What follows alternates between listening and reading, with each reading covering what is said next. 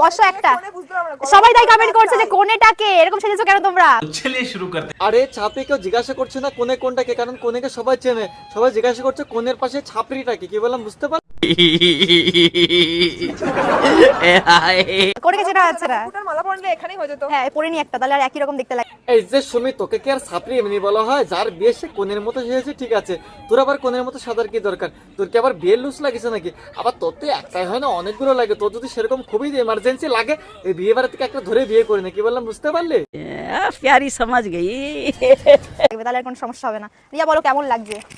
কেমন লাগছে সত্যি তোমাকে? বলো। না না আমার কেমন লাগছে? তোমার কেমন লাগছে? আমার ফিলিংস হচ্ছে। ভালো লাগছে বিয়ে করতে নিজের পছন্দে, আর কিছু? সবাইকে নিয়ে। আর কি চাই? ব্যাস। হ্যাঁ, আবার কি?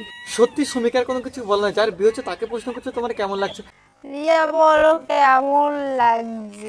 যত তার পছন্দ মতো বিয়ে করো, কিন্তু তার ফ্যামিলি ছেড়ে এক বাড়ি থেকে আরেকটা বাড়িতে যাবে, কেমন লাগবে তুমি বুঝতে পারছো না? ও তোমার তো সেরকম কোনো কিছু মনে হবে না, কারণ তোমার তো কিছুদিন পর পরে তুমি বয়ফ্রেন্ড চেঞ্জ করো, তাই না? তোমার সেরকম কোনো কিছু হবে না। ठीक बोले সত্যি রিয়ার মুখ দেখে মনে হচ্ছে কিন্তু সুমিকে দেখে প্রচন্ড বিরক্ত বোধ হচ্ছে।